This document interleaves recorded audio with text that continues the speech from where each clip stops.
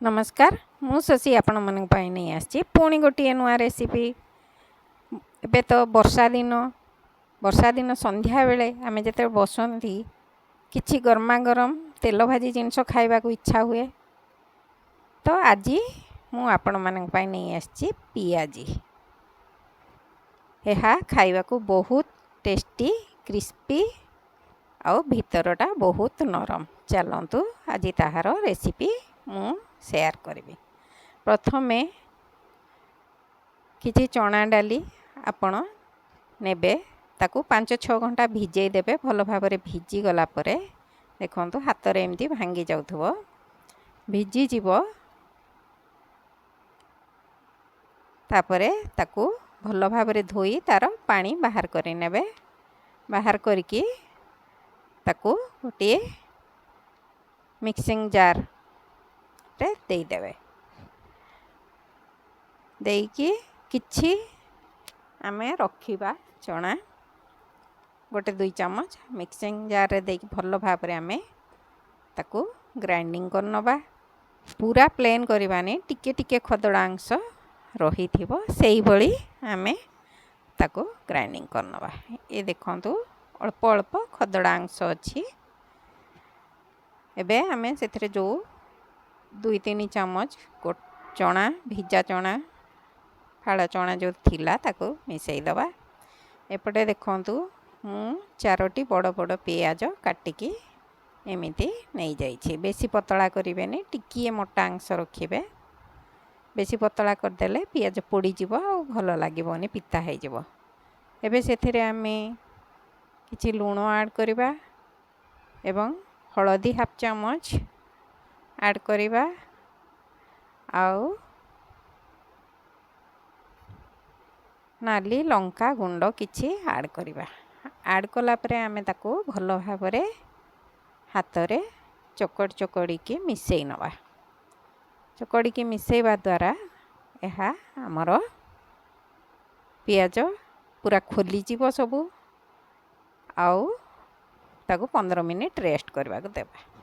एबे चलंतु आमे जो चना डाली आउ ये गोले की रखी थिले सेथिरे आमे बेसन गोटे गिना आउ 1/2 गिना कॉर्नफ्लोर पाउडर दबा एवं जो पियाज को आमे गोले की रखी थिले देखंतु यह पानी छाड़ी गलानी। आउ पानी दबानी, किछि धनिया पत्र दबा एवं अदा मु बाटिबा को भूल जाइथिली तो अदा टिके आउ कंचा लंका देई दबा एवं स्वाद अनुसार अल्प लूण देई ताको भल भाबरे आमे चकटी नबा।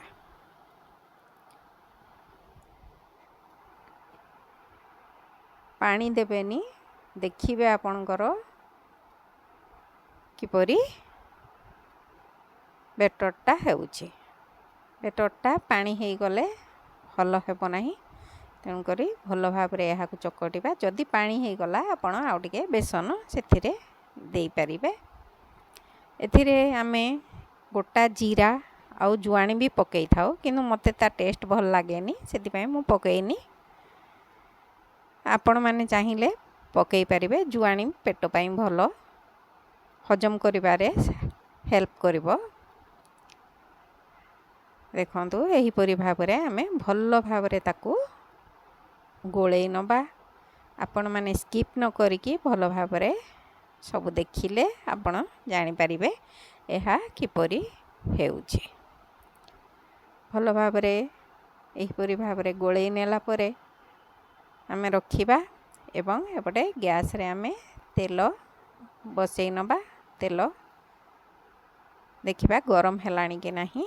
गरम हेला परे ये देखंतु तेल हमर गरम हे आसलानी। एबे मैं यहा कोन करिबा ना गोल गोल करिकी तेल रे धीरे धीरे दबा। जोर जोर आमे जदि पकई दबा तेल छिटकीबो। टिके अधिका तेल नेबे कहीं ना यह गोल गोल होइकी भजा होची छणा होची तो टिके तेल अधिका दरकार हबो। ଆପଣ ଏହିପରି ଭାବରେ ଗୋଲ ଗୋଲ କରିକି ପକାଇ ନେବେ ଏବଂ ବେଶୀ ସମୟ ନୁହେଁ ଅଳ୍ପ ସମୟ ତାକୁ ଟିକେ ଅଧା ହେଲା ପର୍ଯ୍ୟନ୍ତ ତାକୁ ଆମେ ଫ୍ରାଏ କରିବା। ଫ୍ରାଏ କଲା ପରେ ଆମେ ତାକୁ ବାହାର କରି ନେବା। ଏହା 2 ଥର ଫ୍ରାଏ ହୋଇଥାଏ, ତେଣୁକରି ଆମେ ତାକୁ ଅଧା କରିକି ଫ୍ରାଏ କରିବା। ଏ ଦେଖନ୍ତୁ ଏହିପରି ଭାବରେ ଆମର ଫ୍ରାଏ ହେବ। ଯଦି ଆପଣଙ୍କୁ ମୋର ରେସିପିଟି ଭଲ ଲାଗିବ ନିଶ୍ଚୟ ଲାଇକ୍ କମେଣ୍ଟ ସେୟାର କରିବେ। ଯଦି କେହି ମୋ ଭିଡ଼ିଓରେ ନ୍ୟୁ ଥିବେ, ଭିଡ଼ିଓ ଦେଖୁଥିବେ ତ ବେଲ୍ ଆଇକନ୍ ପ୍ରେସ୍ କରିନେବେ, ସବସ୍କ୍ରାଇବ୍ କରିବେ। ସବସ୍କ୍ରାଇବ୍ କରିବାକୁ ବିଲକୁଲ ବି ଭୁଲିବେନି। ସବସ୍କ୍ରାଇବ୍ କରିବା ସହିତ ବେଲ୍ ଆଇକନ୍ ପ୍ରେସ୍ କରିନେବେ। ଇଏ ଦେଖନ୍ତୁ ଏତିକି ହେଲା ପରେ ଆମର ପକୋଡ଼ା ଗୁଡ଼ିକ ଆମେ କାଢ଼ି ନେବା। କାଢ଼ି ନେଲା ପରେ ଆଉ ଯେଉଁ ଅଛି ଆମର ଏହିପରି ଭାବରେ ଆମେ ଧୀରେ ଧୀରେ ତାହାକୁ ପୁଣି ପକାଇ ଛାଣି ନେବା। ଏ ଦେଖନ୍ତୁ ଏହିପରି ଭାବରେ ଆମେ ପୁଣି ପକାଇ ନେବା, ଛାଣି ନେବା। ଯଦି ଆପଣଙ୍କୁ ଆଉ ନୂଆ ନୂଆ ରେସିପି ଦେଖିବାର ଅଛି ନିଶ୍ଚୟ ଲାଇକ୍ ସବସ୍କ୍ରାଇବ୍ କରିବେ।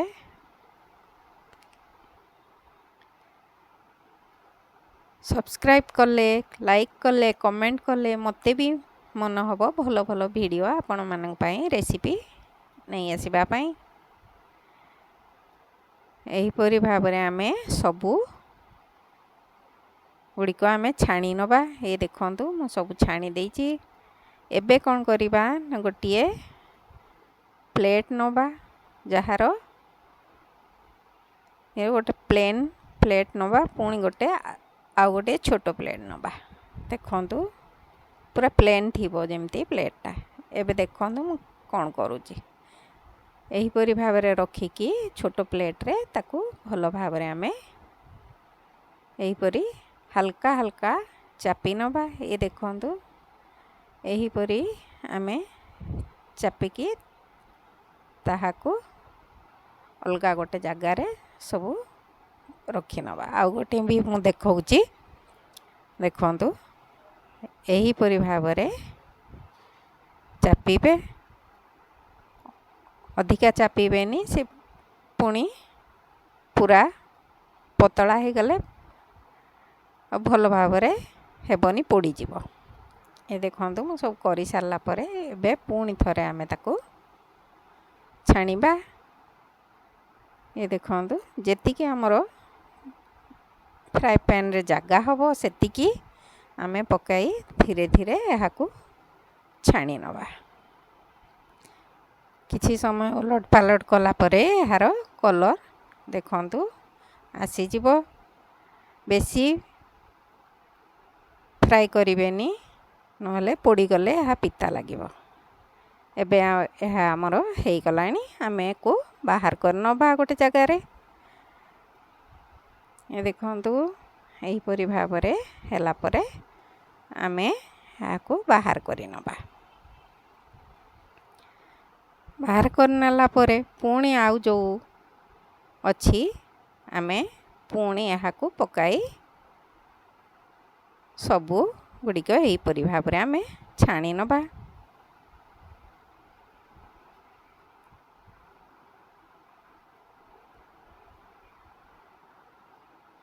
ବିଲକୁଲ ବି ସ୍କିପ୍ ନ କରିକି ଦେଖନ୍ତୁ।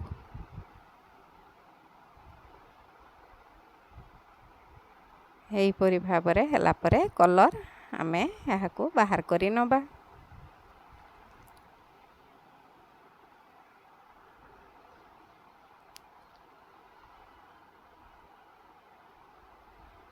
କାହାକୁ କାହାକୁ ସବୁ ପିଆଜି ଖାଇବାକୁ ପସନ୍ଦ ଆପଣମାନେ ମୋତେ କମେଣ୍ଟ କରିକି ଜଣାଇବେ। ଏହିପରି ସବୁ